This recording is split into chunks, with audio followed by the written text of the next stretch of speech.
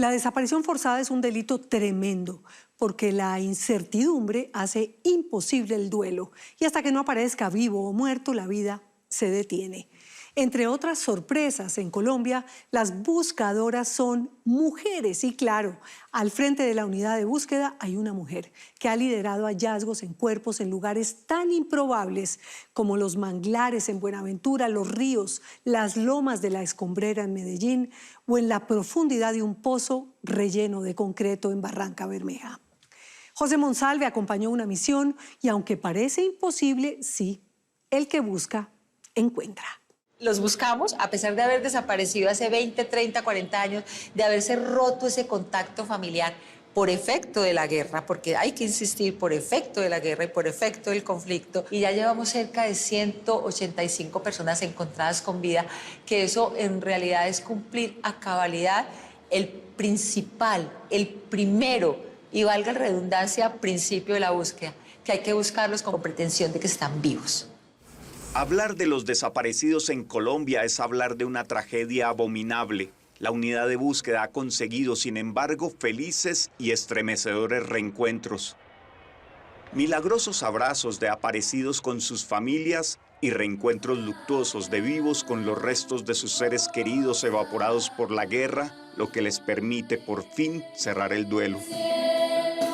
Esta institución es una gran apuesta del Estado colombiano en favor de las víctimas. Sin lugar a dudas digo que la unidad de búsqueda de personas dadas por desaparecidas ha sido lo mejor que me ha pasado en la vida como profesional.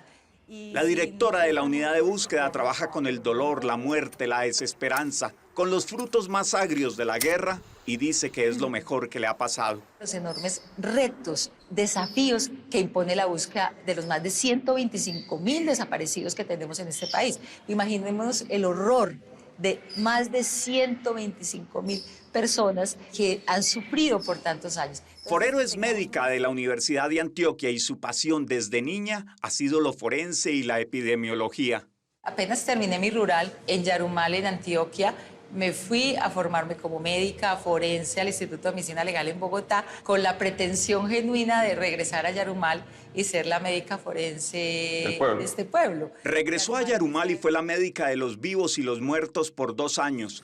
En el 98, cuando las FARC ejecutó la toma de Miraflores con bombas no convencionales, fue la única mujer forense que acudió a la escena del horror, aún en desarrollo de los combates. Primera masacre en Colombia que se registra por acción de los cilindros de gas. Entonces allí nos tuvimos que desplazar justamente a Miraflores en el Guaviare. Un equipo forense, éramos seis personas que conformamos ese equipo. Eran los peores años de la guerra y con describir el cadáver y su causa de muerte bastaba, pero ella quería ir más allá, identificar los fallecidos sin importar el uniforme. Seguramente muchas madres de distintos territorios de este país estaban angustiadas de pensar de que sus hijos pudieron haber fallecido en esa toma y que nosotros como medicina legal éramos los portadores al menos de esa, al menos de habérselos identificado y podérselos entregar también dignamente en esa época. Por eso decimos que este proceso, además de ser un proceso técnico, es un proceso empático, es un proceso que siempre tiene que estar puesto allí en el lugar del otro. Luego la trasladaron a Boyacá, ascendió a la seccional, pronto a la sede central y llegó a ser la primera mujer directora del Instituto Nacional de Medicina Legal. A veces se desconoce todo lo que ha significado el Instituto de Medicina Legal, todas las leyes de prevención de la accidentalidad vial en Colombia,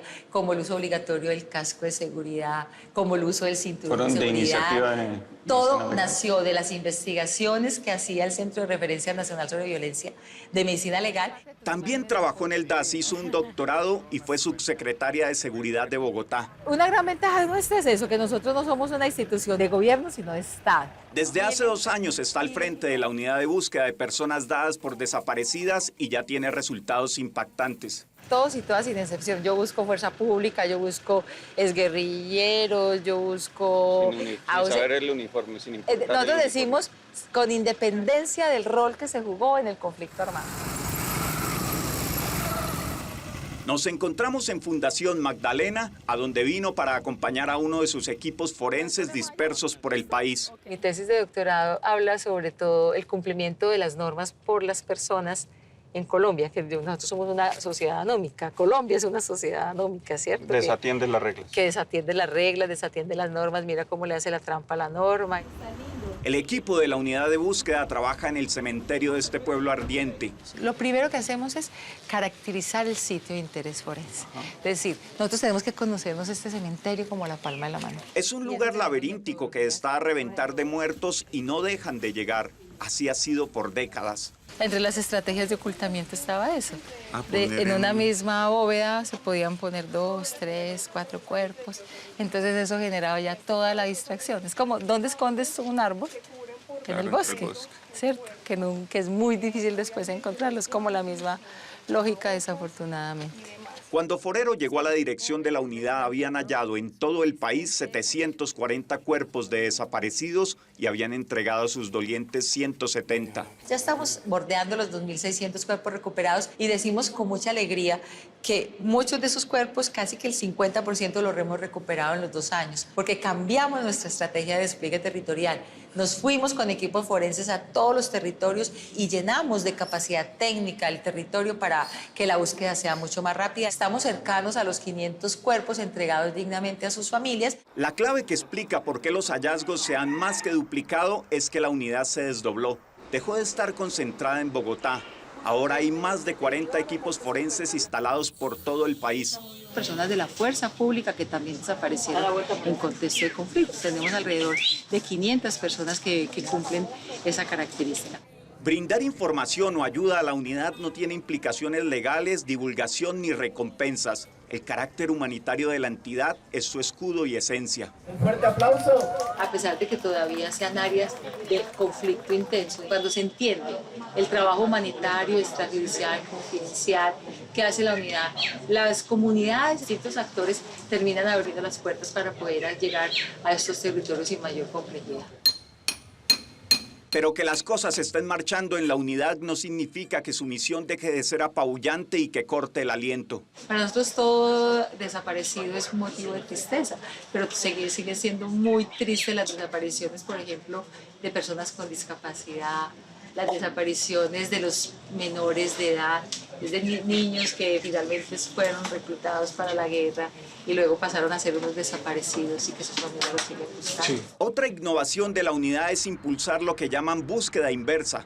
Se trata de que cuerpos identificados pero huérfanos de su familia se reencuentren. El nombre de mi esposo es William Rafael Mejías Caña. Vivíamos normalmente aquí, trabajábamos aquí en el comercio, él es comerciante también. Etelvina tenía 4 hijos pequeños con su esposo cuando él desapareció en 2005 luego de recibir amenazas de un grupo armado. Puse la denuncia, lo he estado buscando, siempre estoy viendo los noticieros, pendiente a todo, con el mismo desespero, para ver qué noticias tengo. Siempre esperaba las fechas especiales, siempre si iba a recibir una llamada pensaba que era él. Eso es muy difícil, tener un familiar desaparecido es muy feo. Hace unos meses alguien le avisó de una publicación con la foto de su esposo y su nombre. Decían que buscaban a la familia. La unidad halló los restos de su esposo sepultados muy lejos de Fundación. Todo el tiempo había pensado que estaba vivo, nunca había pensado que estaba muerto. Hasta ahora que ya sé que sí está muerto y que está en un cementerio en Bogotá. Gracias a la búsqueda inversa, Etelvina y sus hijos recibirán los restos del padre de familia para sepultarlos acá en Fundación. Un desaparecido menos. La búsqueda inversa parte del hecho reconocido de que Colombia tiene muchas personas que identificó en el pasado, en los últimos 40, 50 años, pero nunca encontró a sus familias. Esta nueva estrategia es similar al comercial del ICBF Los niños buscan su hogar. La unidad publica anuncios con el nombre y la foto de una persona desaparecida a fin de dar con su familia. Se trata de buscar a los buscadores. Y una vez lo logran, en una reunión reservada se le informa a la familia que el desaparecido está muerto e identificado, y luego organizan la entrega digna de sus restos. Directora, para entender, son cuerpos plenamente identificados que carecen de dolientes. Que carecen de dolientes y que cuando eso pasa, el Estado tiene la obligación de custodiarlos hasta que se los entregue a su familia, a su doliente, como bien lo señala. Van 45 fallecidos a los que la unidad encontró su familia o allegados gracias a la estrategia de búsqueda inversa. El hermano de Gloria, aún desaparecido, se llama José Manuel. José Manuel Vuelva Martínez. Y por eso no me he querido ir de aquí de Fundación. Pero en el evento que ya yo tenga sus resticos, de pronto hasta salgo de este pueblo, porque aquí no hay oportunidades. Y la violencia todavía está a la orden del día aquí. ¿Y en total cuántos años lleva usted buscando a su hermano, Nidia? 24 años, yo no he parado. Ella lo ha buscado incansablemente, incluso entrevistó a un jefe paramilitar que controló la zona y quien le aseguró que lo habían asesinado y le indicó dónde estaría la fosa. Que lo habían metido en un cuartico que tiene una reja de hierro con un candado grande, que ahí lo habían retenido por 3 días y a los 3 días que llegó el jefe de ellos, lo había matado. Que lo habían puesto a cavar un pozo y lo habían enterrado ahí mismo, ahí en el Vergel. Ahora el Vergel es una finca privada y Gloria depende de que la unidad consiga un permiso para poder ingresar y buscar un trámite que está en marcha. El año pasado tuvimos una unidad móvil que recorrió más de 2.400 kilómetros en este país, yendo a sitios apartadísimos a recoger solicitudes de búsqueda, a tomar muestras biológicas, a hablar con familias, a hablar con aportantes de información. Como nos funcionó también esa prueba, este año vamos a tener mínimo 2. Una de ellas fluvial, porque también hay que ir por los ríos, grandes cementerios de nuestro país. De regreso en Bogotá, la directora nos invitó a su despacho y nos reveló algo de lo que nunca ha hablado en la prensa. Yo fui víctima de la violencia colombiana. Fui una mujer viuda, muy joven, porque a mi primer esposo lo asesinaron en el marco del conflicto. Prefiere no decir nada más al respecto. Es una mujer reservada y de convicciones. A los 14 años decidió que no tendría hijos y así ha sido. Desde hace 2 décadas convive con un hombre que respeta sus posturas y con el que ha conocido medio mundo. Esa es una de mis grandes pasiones. Conocer, sobre todo experimentar. A esa fijación hay que sumarle el afán por agotar el tiempo útilmente.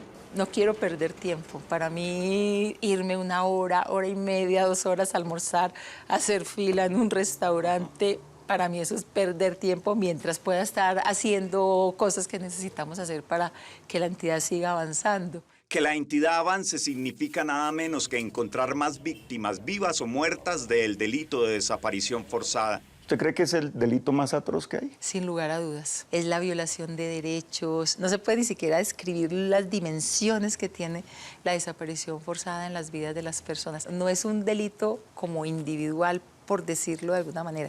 Es un delito colectivo, es una afectación colectiva. Es un delito permanente, porque es que el delito no cesa. El delito existe, se vive, se siente, hasta que la persona desaparecida aparezca. Y en muchos casos eso nunca va a pasar. Los ríos, fuente de vida, y fueron escenarios también de muerte.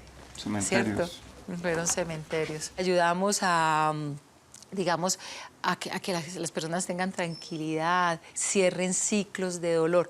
Yo a veces digo que nosotros en verdad somos como unos médicos, pero como unos médicos del alma. Su oficina es apacible y está llena de elementos alusivos a la desaparición. Y en particular las personas trans no las buscan sus familias biológicas, sino sus familias sociales.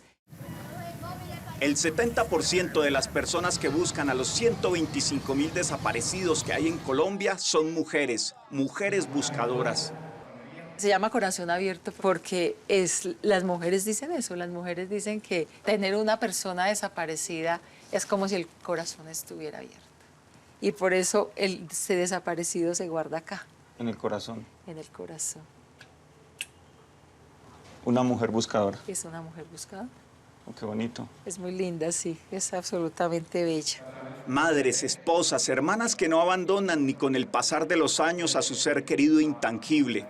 Por eso no es casualidad que quien lidere la búsqueda en este valle de lágrimas sea una mujer, una que busca con convicción y encuentra.